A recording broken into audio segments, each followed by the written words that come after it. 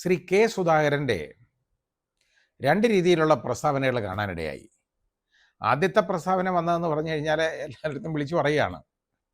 അന്നേരം ഇയാൾ കോൺഗ്രസ്സുകാരനാണോ ഇല്ലയോ എന്ന് എനിക്ക് സംശയം തുടങ്ങി.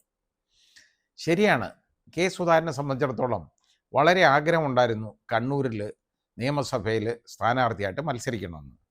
കെ സുധാകരൻ മന്ത്രിയായിരുന്ന ഉള്ള ആളാണ് മുമ്പ്. അതേപോലെ തന്നെ വളരെ കാലം എം പി ആയിട്ടിരുന്നിട്ടുള്ള ആളാണ്. ഇപ്പോഴും മെമ്പർ ഓഫ് പാർലമെൻറ്റ് എന്നുള്ള രീതിയിലുള്ള അംഗീകാരങ്ങളും ആനുകൂല്യങ്ങളും ഒക്കെ കൈപ്പറ്റിക്കൊണ്ടിരിക്കുന്നതാണ്. ഇത് കോൺഗ്രസിൻ്റെ ഭാഗമായിട്ട് നിന്ന് തന്നെയാണ് കെ സുധാകരൻ അത് പറ്റിക്കൊണ്ടിരിക്കുന്നത്. കെ സുധാകരൻ ഏതാണ്ട് ഒരു ഒറ്റയാൾ പോരാട്ടം കണ്ണൂരിൽ നടത്തിയിട്ടുണ്ട്. കണ്ണൂർ ജില്ലയിൽ തന്നെ അവിടെ പിടിച്ചു നിൽക്കാൻ നടത്തിയിട്ടുണ്ടെന്നുള്ളത് ഒരു സത്യം തന്നെയാണ്. അത് മറച്ചു വെച്ചിട്ട് കാര്യമില്ല. പക്ഷേ അങ്ങനെയുള്ള ഒരാൾ ഈ ചെറിയ കാര്യം എന്ന് പറഞ്ഞാൽ നിയമസഭ എം പി ആയിരിക്കുകയാണ്. അതിരുന്നുകൊണ്ട് നിയമസഭയിലും കൂടെ മത്സരിക്കണം. എന്തിനാ ഒരു കണ്ണ്? ഒന്നീ മുഖ്യമന്ത്രി അല്ലെങ്കിൽ ഒരു മന്ത്രി. ഇതില്ലാതെ ഇവർക്ക് ഇരിക്കാൻ ഒക്കത്തില്ല. കാരണം ഇത് കിട്ടും, അതായത് ഒരു സാധ്യതയുണ്ട്, ഇലക്ഷൻ ഒരു സാധ്യത, ജയിക്കാൻ സാധ്യതയുണ്ടെന്ന് പാർലമെൻറ്റ് ഇലക്ഷൻ കഴിഞ്ഞപ്പോഴും അതേപോലെ തന്നെ തദ്ദേശ സ്വയംഭരണ സ്ഥാപനങ്ങളുടെ ഇലക്ഷൻ കഴിഞ്ഞപ്പോഴും വെളിവായി, ജനങ്ങൾക്കൊക്കെ വെളിവായിട്ടുണ്ട്. അത് മനസ്സിലാവാത്തത് മാതൃഭൂമി ചാനലിനും അതുപോലെ വേറെ അങ്ങനെ കുറച്ച് ആളുകൾക്കും ശ്രീ പിണറായി വിജയനും ഒക്കെ മാത്രമേ ഉള്ളൂ.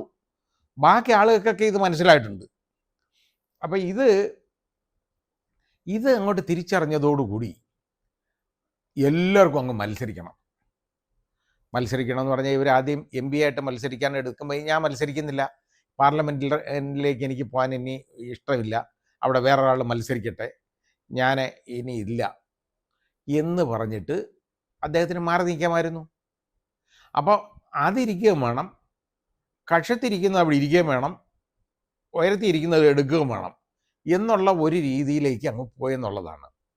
പോയി കഴിഞ്ഞപ്പോൾ എന്താണെന്നറിയോ, ഇപ്പോൾ അങ്ങ് വൈരാഗ്യമായത് യഥാർത്ഥത്തിൽ വി ഡി സതീശനോടാണ് വൈരാഗ്യം കാണുന്നത്. വി ഡി സതീശൻ പറഞ്ഞു, കോൺഗ്രസ് അതായത് UDF അധികാരത്തിൽ വരുന്നില്ലെങ്കിൽ ഞാൻ രാഷ്ട്രീയ വനവാസത്തിന് പോകും, ഞാൻ രാഷ്ട്രീയം അവസാനിപ്പിക്കും എന്ന് വി ഡി സതീശൻ ധൈര്യമായിട്ട് വിളിച്ചു പറഞ്ഞു. ആ വിളിച്ചു പറഞ്ഞത് വി ഡി സതീശൻ്റെ തൻ്റെ ഇടമാണ്, അതിന് സംശയമൊന്നുമില്ല.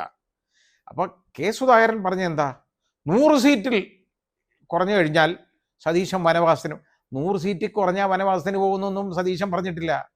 സതീശൻ പറഞ്ഞത് UDF അധികാരത്തിൽ വരാൻ പറ്റിയില്ലെങ്കിൽ ഞാൻ വനവാസത്തിന് പോകും, രാഷ്ട്രീയ വനവാസത്തിന് പോകുന്നേ പറഞ്ഞുള്ളൂ. അതിപ്പോൾ സുധാകരൻ അതങ്ങ് 100 സീറ്റാക്കി.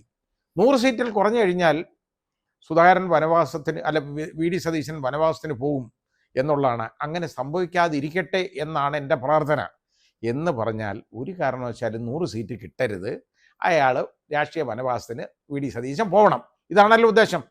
എന്നിട്ട് പിന്നെ അത് മാറ്റി പറഞ്ഞു, UDF അധികാരം കിട്ടിയില്ലെങ്കിൽ അപ്പോൾ 100 സീറ്റില്ലെങ്കിലും അധികാരം വരുമല്ലോ, അപ്പോൾ 70 മേളിലുണ്ടെങ്കിൽ അധികാരം കിട്ടും.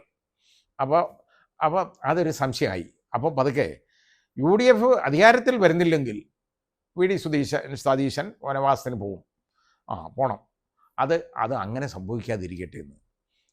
എന്ത് വൃത്തികെട്ട വർത്തമാനമാണ് പറഞ്ഞെന്ന് നോക്കൂ. ഒരു കോൺഗ്രസ് നേതാവായി പറയുന്നത്, ആ പാർട്ടിക്കെതിരെ കുഴി തോണ്ടല്ല, ഇരിക്കുന്ന കൊമ്പ് മുറിക്കുകയല്ലേ ചെയ്യുന്നത്. ഒരു മരത്തിൻ്റെ മേളിൽ കയറിയിരുന്നുകൊണ്ട് ആ മരത്തിൻ്റെ കട വെട്ടുകയാണ്, അതാ ചെയ്തുകൊണ്ടിരിക്കുന്നത്. ഒരു കോൺഗ്രസ്സുകാരനാണെന്ന് പറഞ്ഞുകൊണ്ട് നടക്കുന്നു. ഇതുവരെ ചെയ്ത എല്ലാം വെള്ളത്തിലായില്ലേ. ഇങ്ങനെ അധികാരമോഹം ആളുകൾക്ക് പാടുണ്ടോ? അന്തസ്സായിട്ട് നിന്ന് പ്രവർത്തിച്ചിരുന്നെങ്കിൽ ഇത് എത്രയോ നല്ല കാര്യമായിരുന്നു. അതിന് പകരം ഇതേ വർത്തമാനമാണോ പറയേണ്ടത്? അത് വി ഡി സതീശൻ എന്നെ വനവാസത്തിന് പോവും, അത് അങ്ങനെ പോവാതിരിക്കട്ടെ എന്ന് ഞാൻ എൻ്റെ പ്രാർത്ഥന, അങ്ങനെയാണ് എൻ്റെ ആഗ്രഹം.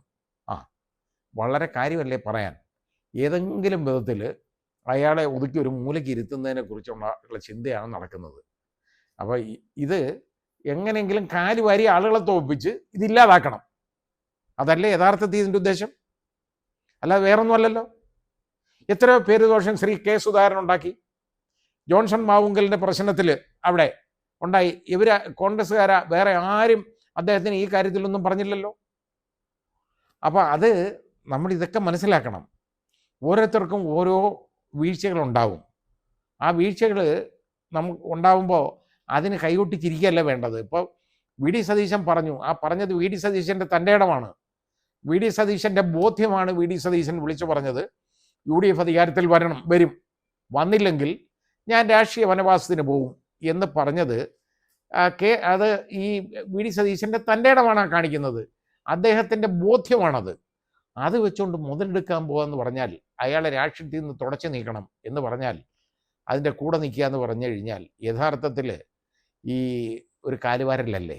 ഇതല്ലേ നമ്മൾ ആലോചിക്കേണ്ടത്? എങ്ങനെങ്കിലും കോൺഗ്രസ്സിന് ഈ സീറ്റുകൾ കിട്ടാതാവണം. ഒന്നീ 100 സീറ്റ് കിട്ടരുത്, അല്ലെങ്കിൽ അധികാരത്തിൽ വരരുത്. ഈ ആഗ്രഹം മനസ്സിൽ കിടക്കുന്നതല്ല ഇപ്പോൾ. കാരണം ഞാനില്ലെങ്കിൽ പിന്നെ ഒരുത്തിനും വേണ്ട എന്നുള്ളൊരു തോന്നലാണ് ഈ വന്നേക്കുന്നത്. വൃത്തികേടല്ലേ ഇത് ഈ പറയുന്നത്? പറയാതിരിക്കാൻ നിവൃത്തിയില്ലാത്തതുകൊണ്ട് പറഞ്ഞാണ്. എനിക്ക് വളരെ ഇഷ്ടമുള്ള ഒരു നേതാവാണ് കെ. സുധാകരൻ.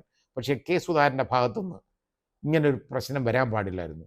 മുമ്പ് കെ. സുധാകരൻ ഈ ഒരു 2 ദിവസം, ഒരു 48 മണിക്കൂർ ഇത് ചർച്ചയാക്കി മാറ്റി. ഈ സീറ്റിൻ്റെ പ്രശ്നം ഒരാവശ്യമില്ലാതെ ചർച്ചയാക്കി മാറ്റി. അവസാനം ഹൈക്കമാൻഡ് ആദ്യമേ പറഞ്ഞാണ് മത്സരിപ്പിക്കില്ല, സമ്മതിക്കത്തില്ല, മത്സരിച്ചേ അടങ്ങൂ, ഇല്ലെങ്കിൽ ഞാൻ അങ്ങനെ ചെയ്ത് കളയും, എനിക്ക് വേറെ ആലോചിക്കേണ്ടതായിട്ടവരും വലിയ ഭീഷണികളായിരുന്നു. ഭീഷണികളൊക്കെ അവർ കണ്ടില്ലെന്ന് അടിച്ചു. തുമ്മിയാ തെറിക്കുന്ന മൂക്കാണെങ്കിൽ അങ്ങ് തെറിച്ചു പോട്ടെന്ന് അവർ വിചാരിച്ചു. അത് കഴിഞ്ഞപ്പോൾ പിന്നെ ഞാൻ കോൺഗ്രസ്സുകാരനാണ്, ഞാൻ അതിനുവേണ്ടി പ്രവർത്തിക്കും, നല്ല കാര്യമായിരുന്നു. യഥാർത്ഥത്തിൽ അങ്ങനെ ഒരു പ്രശ്നം ഉണ്ടാക്കി അന്ന് തന്നെ ജനങ്ങളിൽ ഒരുപാട് അവമതിപ്പ് കോൺഗ്രസിനെ കുറിച്ചുണ്ടാക്കി. അതും കഴിഞ്ഞതിന് ശേഷം ഇപ്പോഴും വെറുതെ വിടുന്നില്ല.